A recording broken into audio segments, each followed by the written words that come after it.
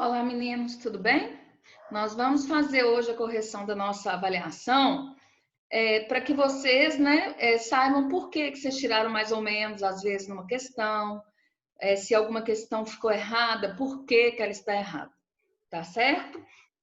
Então, nós vamos começar aqui. A número 1, ela já começa falando para nós sobre a legenda, né? Então, aqui eu pus uma legenda para vocês, símbolos e cores dos mapas, e aí eu perguntei: explique a função da legenda de um mapa.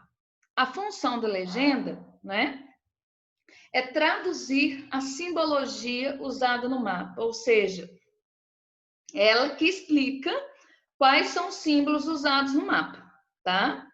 Teve gente que colocou assim: a legenda explica o mapa, tá errado. Ela explica os símbolos usados no mapa, tá?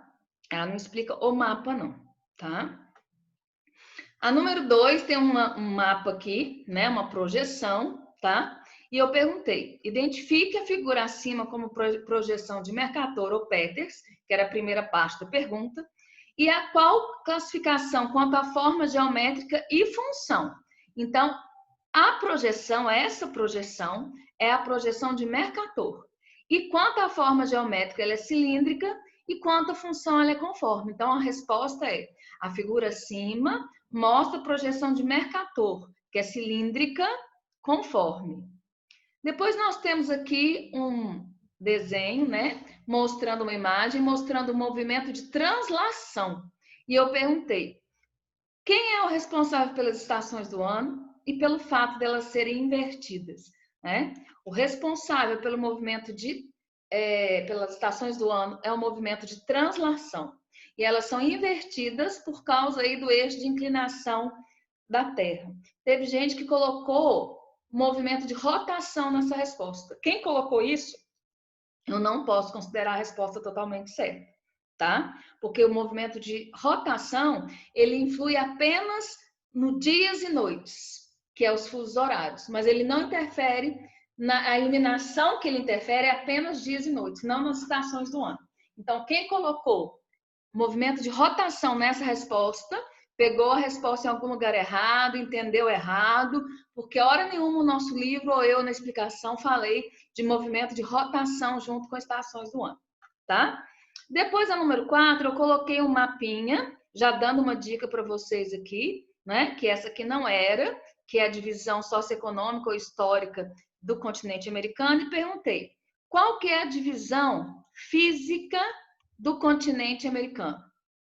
Do ponto de vista físico, o continente americano se divide em América do Norte, que vai fazer parte lá o México, os Estados Unidos e o Canadá, a América Central, que se divide em América Central Istmica e América Central Insular, que são os países lá do Caribe, e a América do Sul. Mas quem não dividiu a parte da América Central, não tem problema, viu? Tá tudo certinho. Se você colocou lá América do Norte, América Central e América do Sul, está tudo bem. A número 5, eu pus esse mapa aqui, né? Falando aqui, ó, Amazônia Azul, Patrimônio Brasileiro no Mar. E tinha duas partes da pergunta, muita gente não respondeu. Essas duas partes respondeu uma coisa só, tá? Eu perguntei o seguinte: explique o nome Amazônia Azul e como essa área oceânica brasileira, né? Li errado. Explique o nome Amazônia Azul para essa área oceânica brasileira e qual a sua importância, tá? Então, o que você tinha que responder? O nome, por que ela chama Amazônia Azul e qual a sua importância, né? Ela se chama Amazônia Azul por uma referência à Amazônia Verde, devido à sua grande biodiversidade. Foi o nome que a Marinha Brasileira deu para essa nossa rica região, tá? E qual a sua importância? A sua importância se deve à riqueza mineral, ao transporte marítimo, à pesca, à pesquisa científica, à sua riqueza da sua fauna e flora marítima, né? Ou seja, a sua biodiversidade. Teve gente que colocou lá apenas a questão do transporte. Eu não posso considerar essa questão totalmente certa, porque a biodiversidade é muito mais importante aí que ela como meio de transporte, tá? Então, se você colocou apenas a questão do transporte, eu não tenho como considerar totalmente certo, tá? Muita gente ganhou mais ou menos.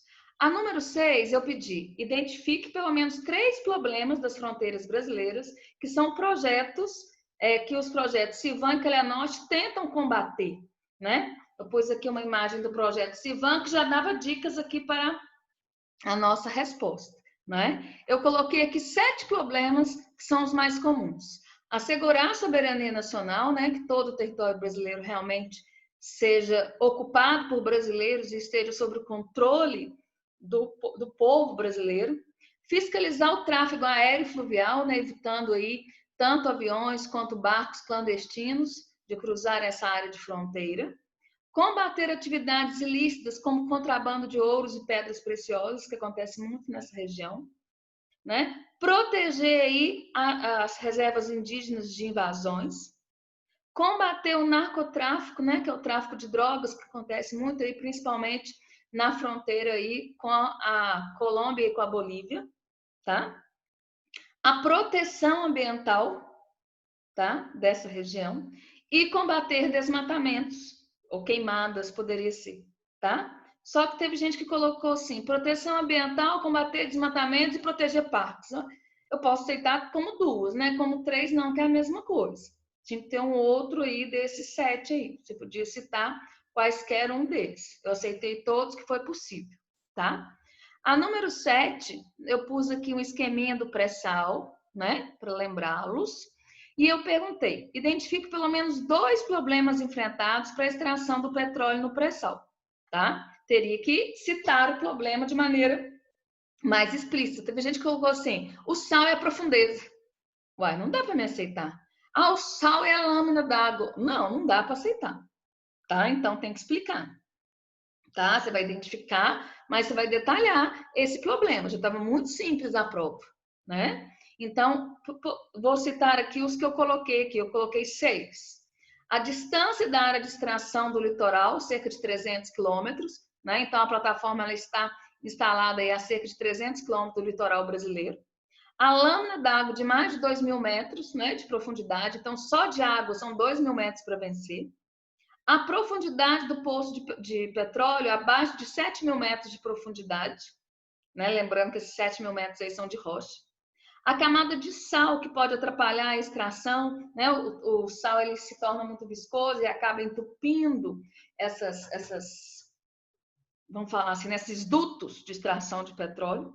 A falta de tecnologia para a extração de petróleo a essa profundidade, embora a Petrobras seja a empresa número 1 do mundo em extração de petróleo em águas profundas, ainda falta tecnologia suficiente para extrair esse petróleo e principalmente o preço da extração desse petróleo, que é muito grande, porque para vencer todas essas barreiras aqui, se gasta muito dinheiro e o petróleo acaba se tornando mais caro do que aquele praticado no mercado internacional.